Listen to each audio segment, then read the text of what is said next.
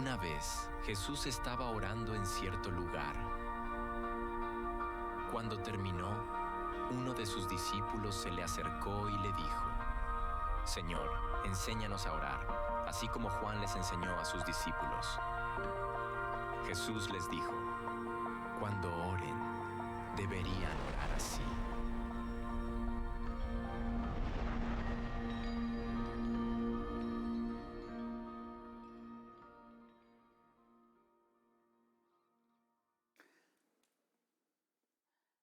Cuando era niño, recuerdo que las visitas en casa se podían predecir, al menos la mayoría. Para aquellos que quizás tuvieron el privilegio de conocer los teléfonos, yo recuerdo los primeros teléfonos que yo vi siendo niño, eran unos que eran como una caja cuadradita, tenían una bocinita, usted levantaba y le daba una manigueta así, le salía alguien del otro lado, era una operadora. ¿Con quién la conecto? ¿Llamada nacional, internacional? Local. Ya después vinieron otros teléfonos de disco. Usted ponía el dedo y ¿Sí se acuerdan de eso, hermano? No les dé pena. Diga, sí, yo conocí eso. Otros no tienen ni idea de qué estoy hablando. Y después vinieron otros teléfonos que eran de teclitas. Bueno, déjenme decir, no sé en sus países, pero en mi país era un privilegio tener uno de esos teléfonos en una casa. En las oficinas, después que llegó el comandante y mandó a parar, solamente todas esas oficinas que eran del gobierno eran las únicas que tenían teléfono, pero en los barrios era muy extraño. Entonces había que ir al teléfono de la esquina o al teléfono del parque que estaba a 5 cuadras allá, cambiar el billete, porque no habían tarjetas de crédito ni de débito, y buscar quién tenía monedas y con esas monedas irlas echando en aquellos armatrostes, pero podía ser que usted iba a meter la moneda y ya no cabía ninguna más. Entonces tenía que recordar a ver dónde había otro teléfono a 10 cuadras para ver si ponía a hablar de él. Y yo cuando fui al seminario todavía iba a la esquina del seminario para poder llamar a mi familia y usar uno de esos teléfonos de moneda. Y si estaba lleno, pues seguir mi recorrido 5 o 10 cuadras más allá para ver si podía lograr comunicarme con mi familia. Pero había algo más que quizás algunos de ustedes se acuerden, quizás unos pocos. Si saben lo que era el telegrama, ¿no? Hoy son mensajes de texto. ¡Pum! Y llegó. No, el telegrama usted le escribía, era la comunicación más rápida después de una llamada telefónica que existía. Pero el telegrama puede ser que demorara horas o al otro día llegaba. Y era un papelito que le llegaba a uno a la casa con un breve mensaje. Llegamos de aquí a 10 días. O este año estaremos en Navidad con ustedes. Y tú te preparabas con tiempo para esa visita. Sin embargo, recuerdo también que en raras ocasiones, pero llegó a pasar, a medianoche, uno sentía después de las 12, de 1, 2, 3 de la madrugada, y eso despertaba en uno inquietud porque tú no esperabas que llegara alguien, y menos a esa hora de la noche. Eso es raro, eso aquí en Estados Unidos no va a pasar, ¿está bien? Eso nunca va a pasar aquí. Excepto algunas excepciones que he escuchado. Pero cuando uno escuchaba un sonido así, generalmente mi papá preguntaba, bueno, ¿quién es? Se levantaba mi papá. Y quién era, y si era una voz familiar, uno le abría la puerta, porque ni siquiera podía saber quién estaba al lado de la puerta tocando esa hora. Y generalmente eran familiares que llegaban a la ciudad. Nosotros vivíamos en el centro de la isla, pero una ciudad donde había muchos centros hospitalarios y teníamos familiares en otros municipios más lejanos que si surgía alguna emergencia médica, ¡pum!, venían a mi casa y se quedaban en mi casa. Y podía ser eso, podía ser que había surgido una necesidad muy importante y por causa de la necesidad y de la confianza, porque generalmente eran parientes cercanos, a cualquier hora de la madrugada venían, le tocaban a la puerta y aquí está el visitón. Y se recibían con buen gusto. Se recibía con buen gusto, por muchas razones. Jesús cuenta una historia parecida, en un ambiente muy distinto al de ese que les cuento de cuando yo era niño o hoy en día. Así que el pasaje que vamos a ver hoy, que se encuentra en Lucas capítulo número 11, cultural y socialmente se está narrando una trama que difiere mucho de lo que es la vida cotidiana hoy para nosotros y que puede resultar raro. Por eso estoy tratando de traer el allá de hace siglos a una situación de la actual aquí y hoy. Y en Lucas capítulo 11, versículos del 5 al 8, Jesús utiliza una trama para ilustrar a sus discípulos cómo ellos pueden llegar a orar como él oraba, usando su estilo. Y en Lucas capítulo 11, versículos del 5 al 8 dice, les dijo también, ¿quién de vosotros que tenga un amigo va a él a medianoche y le dice, amigo, préstame 3 panes, porque un amigo mío ha venido a mí de viaje y no tengo que ponerle delante? Y aquel respondiendo desde adentro le dice, no me molestes, la puerta ya está cerrada y mis niños están conmigo en cama, no puedo levantarme y dártelos. Os digo que aunque no se levante a dárselos por ser su amigo, sin embargo, por su importunidad se levantará y le dará todo lo que necesite. Y acá en nuestra cultura de hoy en día, como también en muchos otros países, probablemente no se conciba que alguien ni siquiera conocido se aparezca en medio de la madrugada a tocar la puerta sin avisar previamente. Aquí se avisa. Y no basta tan solo con avisar, tú necesitas que te confirmen, sí, puedes venir. O no, no voy a estar. O este no es un buen momento. O no me siento bien, no vengas. O no hay nadie en casa. Y uno puede esperar confirmación. Pero aquí se avisa primero y se espera la confirmación si no las pueden dar. Y lo común es que nosotros ni siquiera vayamos y digamos, te voy a visitar. Lo más común en la cultura nuestra hoy es que alguien nos invite. Y si nos invita, entonces vamos. Y Jesús deja saber a sus discípulos que quien está tocando la puerta no es un desconocido, es un amigo. Si usted se percata, en este breve relato que Jesús está compartiendo con sus discípulos, en 4 ocasiones se utiliza el término amigo.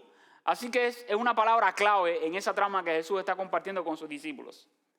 Y según las costumbres de aquella época, en las casas los judíos dormían muy diferente a como vimos hoy en día. Por ejemplo, la mayoría de nosotros los hispanos que hemos emigrado, probablemente en sus países como en el mío, hasta hace poquito usted no podía comprar casas, usted adquiría casa con un viejito adentro.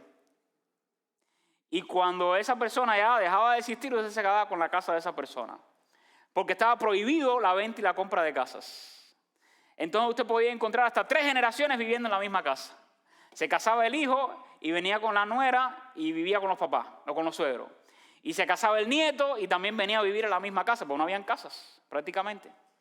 Bueno, acá en la cultura judía en esa época a veces se podían encontrar hasta 2 o hasta 3 generaciones viviendo juntos, pero no en habitaciones diferentes, sino en una habitación abierta. Quizás espaciosa, pero podía estar hasta un matrimonio con 3, 5 o 7 hijos. Y si alguien se levantaba, encendía la luz o comenzaba a caminar, entonces estorbaba el sueño y el descanso de los demás. Y esta es la escena de lo que está ocurriendo acá. Quien toca la casa viene entonces pidiendo comida, específicamente 3 panes.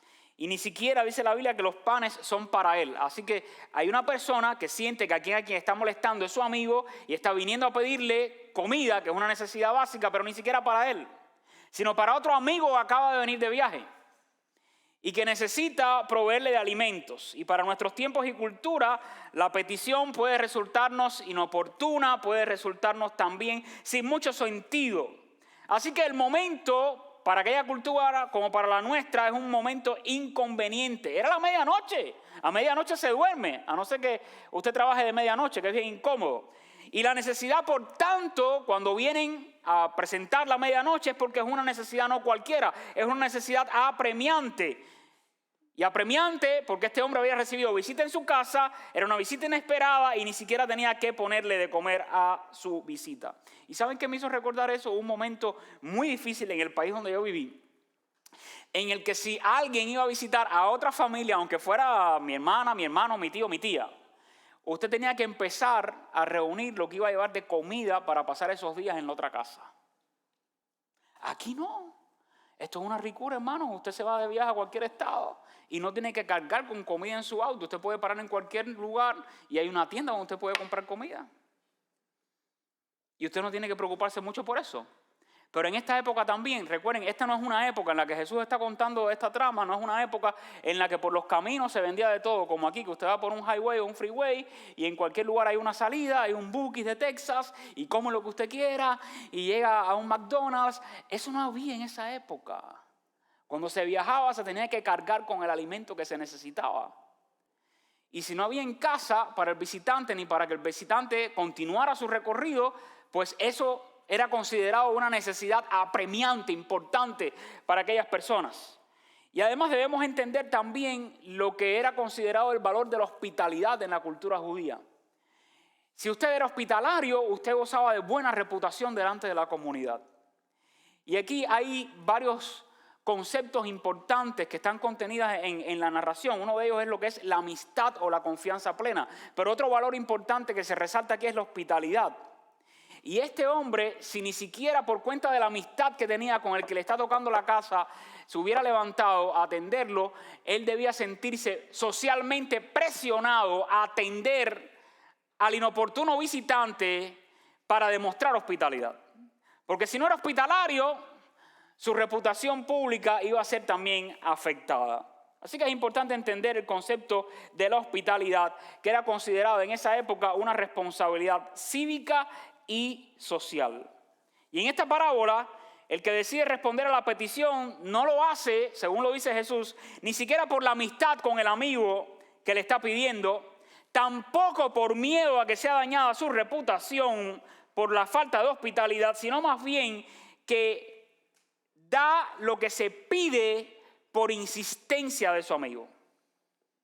Así que hay un principio, una verdad que quiero dejar en sus mentes, en su corazón, y que considero que es lo que Jesús también está queriendo comunicar a sus discípulos, y es que la oración persistente haya respuesta sabia en un Dios incomparable. Cuando nosotros oramos de manera persistente, esa oración, hacerlo con esa actitud, va a hallar una respuesta sabia en el Dios incomparable. ¿Por qué entonces debemos orar con persistencia? Y para darles un poquito de contexto, en el mensaje anterior les hablé acerca del momento en que Jesús está orando, los discípulos lo están mirando, y uno de ellos, al escuchar a Jesús una vez más orar, porque ellos habían compartido varios momentos de oración con Jesús, uno de ellos le dice a Jesús: Jesús, enséñanos a orar, nosotros queremos orar como tú. Aún cuando hemos visto o hemos sabido que Juan enseñó a sus discípulos a orar y que ellos ya saben orar como Juan el Bautista oraba, pero nosotros queremos orar como tú. Y Jesús les da un marco de referencia, un fundamento, un ejemplo que ellos pudieran seguir para orar. Y ahora aparece la oración del Señor, que está conocida también como el Padre Nuestro. Pero ahora Jesús quiere traer más luz sobre cómo orar si tú y yo queremos orar al estilo de Jesús. Y Jesús está diciendo que si nosotros queremos orar como Él oró, debemos aprender a orar con persistencia. Porque cuando tú y yo oramos a Dios con persistencia, podemos recibir una contestación de parte de Dios, que es lo más sabio que Dios puede contestar, y que va a estar demostrando que le estamos pidiendo a un Dios que es incomparable. Y es que la persistencia en la oración profundiza nuestra amistad con Dios. Ese es uno de los efectos de la oración persistente. Profundiza nuestra amistad con Dios. Y quiero resaltar que en esta breve narración, fíjense, hay 4 ocasiones en que Jesús utiliza el vocablo amigo. Y la palabra amigo es una palabra clave y le está utilizando Jesús intencionalmente para corregir un concepto que estaban teniendo los judíos sobre la oración. El sistema religioso hasta ese momento se había convertido en un sistema religioso rígido, metódico, frío, repetitivo y legalista. Y les voy a mostrar evidencias textuales de eso. Jesús entonces lo que está tratando de decir a los discípulos: si ustedes quieren orar como yo, olvídense de seguir viendo e imitando el modelo que ahora en medio de la sociedad judía ustedes están mirando. Un sistema en el que cuando se ora, lo que se demuestra es rigidez, lo que se demuestra es legalismo, lo que se demuestra más bien es el querer ser vistos delante de la gente, lo que se demuestra es el ser metódico y no poner el corazón donde se ora. Se conoce cómo se tiene que orar, pero no se adora mientras se ora. Y Jesús les dice: cuando ustedes oren, oren de manera persistente, porque si un efecto tiene la oración persistente es que fortalece nuestra amistad con Dios, profundiza nuestra amistad con Dios. ¿Y por qué me atrevo a describir el sistema religioso de aquella época, sobre todo en la práctica de la oración, como metódico, frío, etcétera? Cuando usted lee, por ejemplo, Mateo capítulo 6, versículos 5 al 6, dice: y cuando ores, está hablando Jesús, no ores como los hipócritas. Jesús está diciendo: hay mucha gente que oran y son unos hipócritas cuando oran. No lo hagas así. Porque ellos aman el orar en pie en las sinagogas, que eran los lugares públicos de culto, pero además en las esquinas de las calles para ser vistos por los hombres. Esa es su motivación, que la gente los vea orar. Tratar de exhibir una piedad que es falsa, porque al final son hipócritas. Son sepulcros blanqueados, le dice en otra ocasión. Ustedes no oren así. Ustedes cuando oren de manera repetitiva para que la amistad de ustedes con Dios sea más profunda. Pero además está criticando la mera palabrería que se usaba cuando se oraba. Cuando usted lee en Mateo 23:14 dice: ay de vosotros escribas y fariseos hipócritas, porque devoráis las casas de las viudas y como pretexto hacéis largas oraciones. Y eso de largas oraciones era para tratar de demostrar quizás un nivel de religiosidad más profundo que cualquier otra persona. Mira, este logra orar bastante. Qué buen religioso es. Pero Jesús les dice: eviten eso, eso es una falsa piedad. No oren con falsa piedad en el corazón. Jesús también está criticando el mérito propio en Lucas capítulo 18, versículos 10 al 12, hablando del contexto de cómo orar. Jesús narra ahora también otra trama y dice: 2 hombres subieron al templo a orar. Uno era fariseo y el otro era publicano. El fariseo, puesto en pie, oraba consigo mismo de esta manera: Dios, te doy gracias porque no soy como otros hombres. Ellos son ladrones, injustos, adúlteros, tampoco como este publicano. Yo, Dios, que he venido aquí a orar, ayuno 2 veces a la semana, doy diezmo de todo lo que gano. Y todo eso representa una lista de cumplimiento legalista, observancia externa, mérito propio, obediencia sin adoración genuina y comparación con el carácter moral y el nivel de obediencia de otros. Así que Jesús, cuando le dice a los discípulos: quiero contarles una historia, y les habla de este amigo que parece ser inoportuno, de alguna manera está contrastando cómo no deben orar los discípulos. Deberían evitar entonces todo ese legalismo, toda esa falsa religiosidad, y lo hace presentando la imagen de un amigo que recibe a un amigo de visita y al no tener pan para darle de comer va a medianoche a casa de otro segundo amigo y por la total confianza toca su puerta y pide que lo ayude en su necesidad. ¿Saben por qué? Porque yo solo he escuchado de buenos amigos decir esto. Bueno, lo he oído decir de muchos, no. Pero usted sabe que solo los buenos amigos usted puede confiar en esto que les voy a decir ahora. Cuando necesites algo, llámame. Estoy aquí. A cualquier hora, tú me llamas. ¿Quién hace eso? Un amigo. O alguien que te aprecia de verdad. Y he estado con otros amigos que me han dicho: me voy a descansar, por favor, hasta mañana, que nadie me moleste. Aunque se caiga el cielo, déjeme durmiendo. Pero solo un buen amigo te dice eso: aquí estoy. Y por cierto, si me necesitas, me llamas a cualquier hora. Puedes contar conmigo. Y quizás usted como yo conocemos amigos que a veces pasan semanas y no nos hablamos, años y no nos vemos, pero el día que usted agarra el teléfono, usted sabe que esa persona está ahí para usted. Es la misma. ¿No tienen amigos así? Son los mismos y usted puede contar con ellos o ellos pueden contar con usted. Ese tipo de amistad. Y esa es la imagen que Jesús está tratando de poner delante de ellos. Así que el concepto que Jesús está resaltando aquí, cuando usa el término amigo, un amigo que vino a esa hora a hacer eso, lo que está diciendo es: ven a Dios con la confianza plena que únicamente puede haber en buenos amigos. Cuando ores a Dios, ora con esa confianza plena en Dios. Porque en Dios podemos confiar más que en el mejor de los amigos que tengamos en esta tierra. En otras palabras, si un amigo sin ganas de ayudar, porque este hombre no tenía deseo de ayudar, oye, mi familia está durmiendo, es como diciendo: para ya de tocar, no me molestes más. Si un amigo sin ganas de ayudar y en un momento tan inoportuno es capaz incluso de responder a la necesidad de su amigo cuando éste le insiste, ¿cuánto más no estará dispuesto nuestro Dios bondadoso a responder nuestras oraciones, hermanos? En otras palabras, Jesús le está enseñando a sus discípulos: el Dios bondadoso es mejor que el mejor de cualquiera de nuestros amigos. Y este es el tipo de confianza con la que debemos orar tú y yo a Dios, con la plena confianza que se demuestra entre buenos y verdaderos amigos, con la confianza plena en Dios y en el carácter de Dios. Él es el creador del universo, Él es el juez del universo.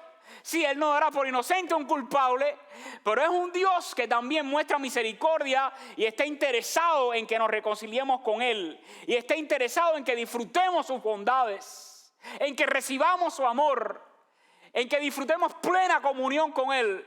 Hermano, eso es grandioso.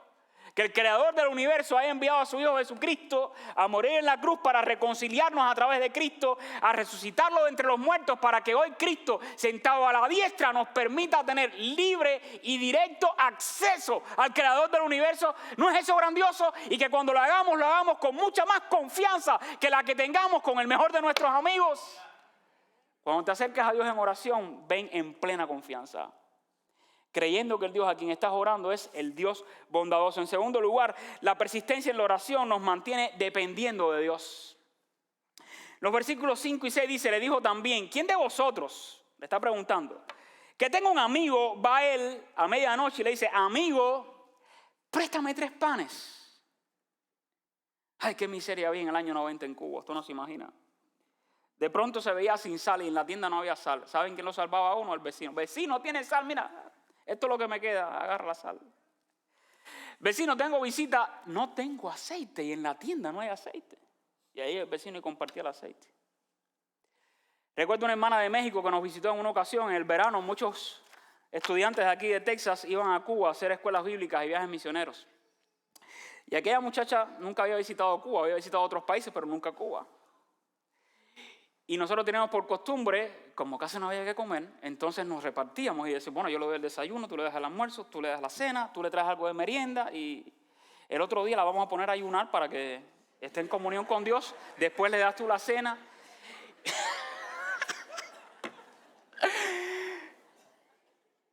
Ay, Dios santo. Y la mando a almorzar a una casa que yo sabía que esa gente, lo que tuviera lo iban a compartir. Y la muchacha viene llorando. Y yo digo, ¿qué le habrán dado de comer a esta gente, esta muchacha que llegó llorando? Y es que ella no soportaba, porque descubrió, y eso lo hacía la gente en Cuba, no sé si lo seguirá haciendo, pero descubrió que en Cuba, usted sabe que hay una libreta, ¿no?, donde dan comida y a usted lo que le toca es un pancito así por el día. 5 libras de arroz, 3 libras de azúcar al mes, no espera hasta el otro mes, ¿está bien? Bueno, el pollo no era ni para los niños, era una dieta para los ancianos. Y le daban un muslo y un contramuslo de pollo para todo el mes. Y cuando esa muchacha fue a comer ahí, ¿saben qué le sirvieron? El muslo y el contramuslo de la anciana que vivía en la casa. Le dieron lo mejor. Y ella cuando les preguntó, ¿y aquí acostumbran a comer pollo? No, hijita, no te preocupes, pero cómetelo. ¿Y ustedes no se van a sentar a comer? No, ya nosotros comimos, come tú. Yo sabía que ellos no habían comido. Y le dieron lo que tenían. Algo así pasaba. La comida era una necesidad súper importante para la sobrevivencia. Y este hombre no tenía que darle al que había llegado y le va a pedir al amigo. Tenía tanta confianza que podía decir, oye, tengo visita y no tengo que ponerle a la mesa. ¿Me puedes prestar 3 panes? Así que le abre sinceramente el corazón, le dice, esta es mi necesidad. Y a esta hora, fíjate si esto es urgente, necesito que me lo des, porque no tengo ni que darle de comer a este hombre que acaba de llegar a mi casa. Y quiero que observen ese momento en que ocurre la visita inesperada, es medianoche, y pudiera estar representando los momentos más oscuros de la vida o simplemente los momentos de necesidad sorpresiva. Y déjenme decirles, la necesidad en la vida del ser humano nos hace un poquito más vulnerable. Cuando nosotros sentimos que lo podemos alcanzar todo por nuestro propio esfuerzo, que es la cultura que se siembra aquí. Y que bueno, está bien, es la cultura de aquí. Por aquí, cuando el emigrante acaba de llegar a Estados Unidos, que no tiene prácticamente nada, la gran mayoría, entonces se le dice, bueno, ya tienes que empezar a emprender, a luchar, y aquí vas a estar un tiempecito, pero ya después te vas a rentar tú solito, y te vas a mover en tu carrito, y vas a tener tu propia tarjetica de crédito, y dale, y paga tus biles. ¿Verdad que sí? Para que te hagas independiente y vayas adelante. Y entonces se nos siembra eso, que aquí tú tienes que lograr las cosas por ti mismo, para que no dependas de nadie en absoluto. Y conquistes el sueño americano. Pero ¿saben qué genera mucho eso? Autosuficiencia. Orgullo propio. Yo sí puedo. No te necesito. No necesito que me ayudes, no necesito que me des. No necesito hablarte porque yo lo tengo todo. Y me sé buscar y luchar la vida por mí mismo. Pero cuando uno enfrenta la necesidad, eso provoca en uno humildad. Porque entonces te ves obligado a pedir a otros. ¿Y saben por qué Jesús está aquí enfatizando específicamente 3 panes? Necesita 3 panes. Bueno, era una comida básica para aquel momento cultural y social. Y el hombre, por la necesidad que tiene, se ve obligado a clamar al amigo. No esperes estar en necesidad absoluta para buscar de Dios. Eso se conoce como fe temporal. Gente que cuando la tuerca aprieta en la vida, porque llega un problema, o una enfermedad, o una crisis financiera, o lo que llegue, que uno siente que es una desgracia, o que es un gran problema, entonces, Dios mío, ayúdame. Ayúdame, Padre. O vas y le pides ayuda a los amigos. No esperes eso. Pero la Biblia más bien cuando habla acá acerca de la persistencia, lo que está indicando o queriendo comunicar es que cuando te acerques a Dios, acércate con la dependencia que se acerca un niño pequeño a sus padres para pedirle algo. ¿Usted sabe cuántos años nos demoramos los seres humanos, entre todas las especies vivas de la tierra, para lograr por nosotros mismos ir adelante sin contar con nuestros padres? ¿Cuántos años dura eso? En tu caso, ¿cuántos años ha durado? Bajito, para que otros no. Algunos a los 19 ya se van de casa y empiezan a luchar su propia vida, pero otros no, otros sí, y por diferentes circunstancias no. Pero Jesús está diciendo, cuando te acerques a tu Padre Celestial, hazlo con el sentimiento interior de la necesidad que siente un niño, porque sabe que todo lo que necesita para vivir se lo van a suplir sus padres. ¿No les ha pasado? Yo tengo todavía uno de 6. Y cuando algunos de mis muchachos a plena madrugada hacen así y me tocan a la puerta del cuarto y dicen, esto es una necesidad seria, ellos no acostumbran a hacer eso. Pero mi hijo tiene esa actitud, tiene 6 años, es el menor de los 3 y él insiste. Entonces ya lo amo con la vida, ya ni siquiera porque es mi niño pequeño, el pequeñito de la casa, sino porque me insiste tanto. Ok, hijo, bueno, si es algo que no le va a hacer daño, ¿verdad? Pero eso es lo que está diciendo Jesús. Cuando te acerques a tu Padre, hazlo con la confianza plena, como con el mejor de tus amigos. Pero además, hazlo con un sentimiento como si estuvieras necesitando lo que tú nunca vas a poder lograr por ti misma ni por ti mismo. Les voy a decir algo, hermanos, porque quizás hay algunos que le ha ido tan bien en la vida que digan, yo nunca he necesitado de nadie. Gracias a Dios. El latido ese que está dando tu corazón ahora, y ese sorbo de aire que está entrando en tu cuerpo, tú no lo controlas. Eso lo controla Dios. Ese aliento de vida que tú y yo todavía tenemos, quien lo controla es Dios. Y si el corazón y el tuyo todavía está latiendo, es porque quien lo controla es Dios. Así que no te sientas que tú lo puedes controlar absolutamente en la vida, porque es una gran mentira. Necesitamos a Dios. Aun cuando Dios nos prospere, nos bendiga, nos proteja, nos dé salud, nos dé trabajo, necesitamos a Dios. Y nosotros podemos aprender a orar al estilo de Jesús, persistiendo en una oración que viene con una actitud de Dios. Aunque todo me está yendo muy bien ahora en la vida y todo sopla ahí en la correcta dirección, yo te necesito. Estando bien las cosas o estando mal, yo te necesito. La oración persistente haya respuesta en el Dios incomparable cuando venimos a Él en una actitud de humildad y de dependencia a Dios. Y así lo expresaba David, un rey, hermano, ¿qué puede necesitar material y físicamente un rey?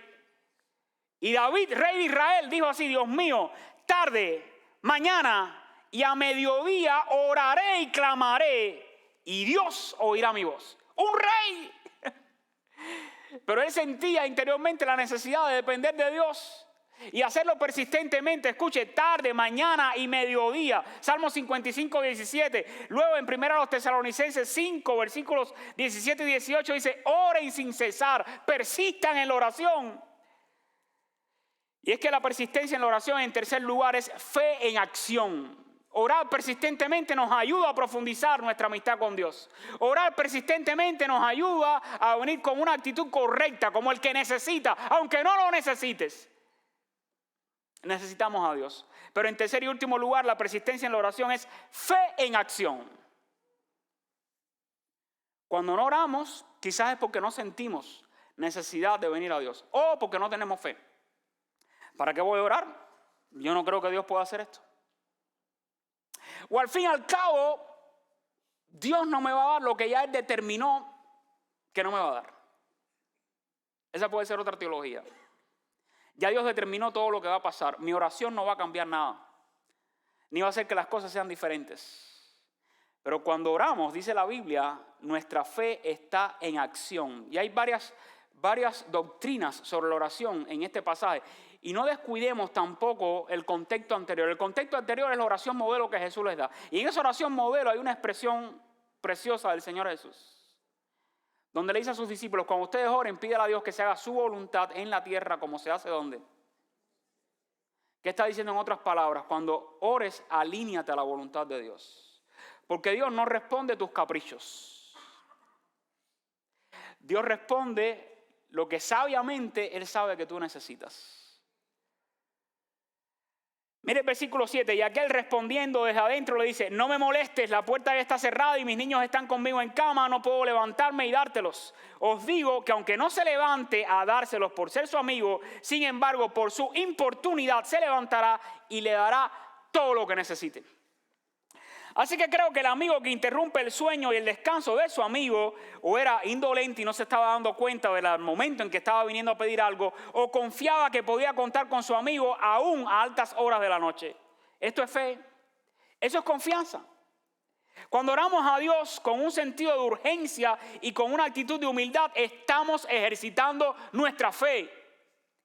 Y la fe y la oración, por cierto, no son un hobby. ¿Saben lo que es un hobby? No, un entretenimiento.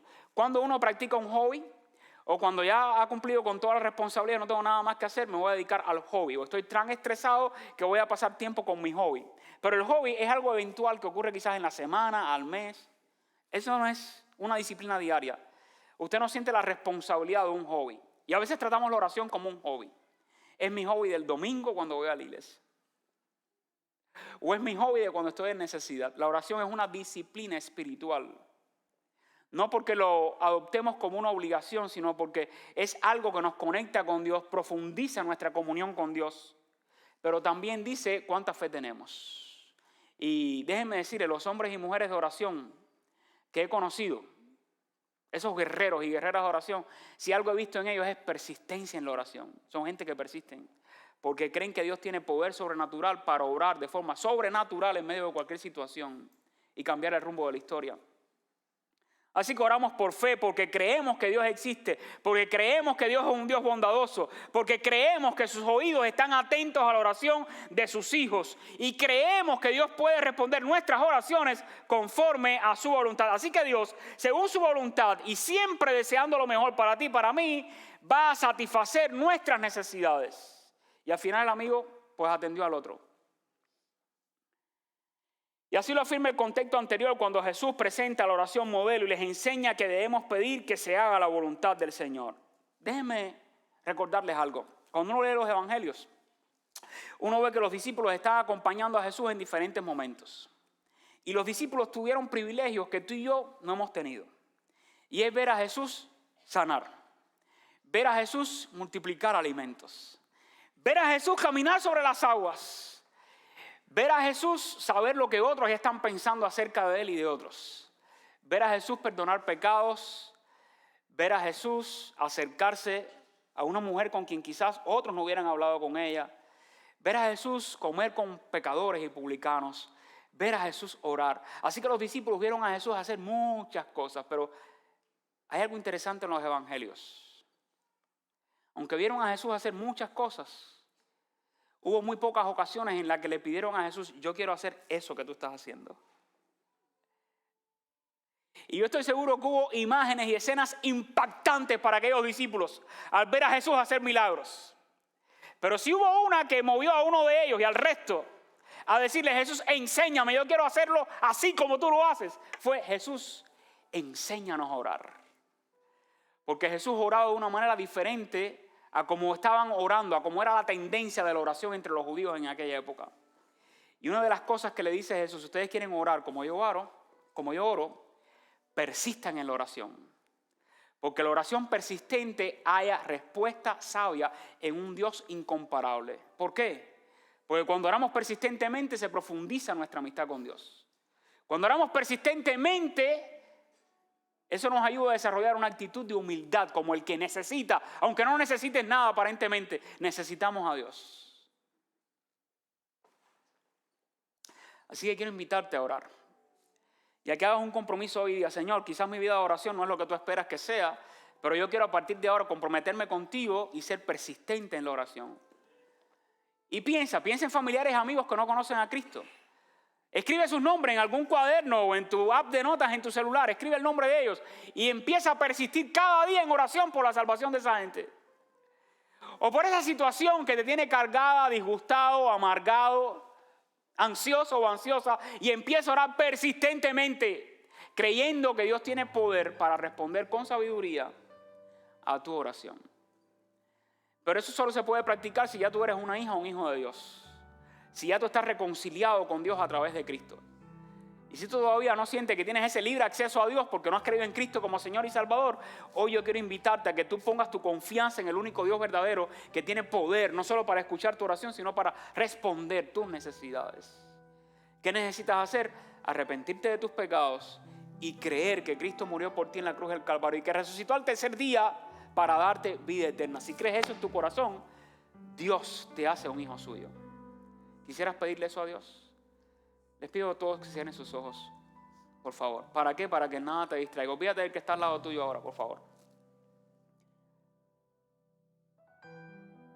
Si tú nunca has recibido a Cristo en tu vida y quieres hacerlo hoy, dile estas palabras a Dios en silencio. Dios, te doy gracias por tu amor. Yo te necesito, Dios. Gracias porque mi corazón aún late y gracias porque puedo respirar. Gracias por la vida que me das. Gracias porque estoy en este lugar. Creo que me has traído con un propósito hasta aquí hoy. En esta hora te pido perdón por todos mis pecados. Reconozco que soy pecador, que soy pecadora y que he pensado, he dicho cosas que no te agradan. Perdóname, oh Dios. Yo quiero ser un hijo tuyo. Creo que Cristo ocupó mi lugar en la cruz del Calvario, sufriendo el castigo que yo merezco por mis pecados. Y creo también que su sangre me limpia de todo pecado. Límpiame en esta hora con la sangre de Cristo. Hazme un hijo tuyo. Creo que Cristo fue sepultado y creo que Cristo resucitó al tercer día de entre los muertos para darme vida eterna. Y te pido que me dejes el regalo de la vida eterna. Yo creo en ti. Creo en Cristo. Y quiero que a partir de hoy me ayudes a orar, reconociendo que puedo hacerlo con absoluta confianza y demostrando la necesidad que tengo de ti. Ayúdame a caminar contigo. Padre, delante de ti aquí está también tu iglesia y te pedimos perdón por las veces en que no hemos persistido en la oración como tú deseas que lo hagamos. Te agradecemos porque no hay nadie en este mundo en quien podamos confiar más que en ti. Y podemos hacerlo con todo el corazón, sabiendo que tú nos conoces, que tú sabes nuestras necesidades antes de que te pidamos, y creyendo que tú tienes poder para responder nuestras oraciones conforme a tu voluntad. Señor, tú sabes los desafíos que cada uno de nosotros estamos enfrentando en nuestras vidas, con nuestras familias, en alguna relación, necesidades financieras, algunos quizás con sus papeles en su estatus legal en este país. ¿Cuántas cosas, Señor, nuestras familias en nuestros países pasando por situaciones difíciles? Te pedimos que tú nos ayudes a persistir en oración, creyendo que tú puedes intervenir para tu gloria y para nuestro bien. Gracias porque podemos hablar contigo. Gracias porque tú nos escuchas. Y gracias, oh Dios, por el llamado que nos haces a orar y orar de manera persistente. Ayúdanos a hacerlo así hasta que Cristo vuelva o hasta que nos encontremos contigo en gloria. En el nombre de Jesucristo te lo pedimos humildemente. Amén y amén. Para aquellos que oraron por primera vez recibiendo a Cristo, hay un grupo de hermanos acá que están listos para felicitarte y orar por ti. Ven acá si oraste recibiendo a Cristo y queremos dejarte un libro que te ayude a conocer más al Señor. Si tú necesitas oración, estás pasando por un momento difícil, no queremos que te sientas sola o sola. ¿Ok? Aquí hay estaciones de oración y ahí van a haber hermanos que van a estar listos para orar por ti, cualquiera que sea tu necesidad. Y si esta es tu primera vez con nosotros, tenemos un regalo para ti, así que por favor, ven a buscarlo a las mesas de bienvenida. Que el Señor les bendiga y tengan una excelente semana. Dios te bendiga, iglesia.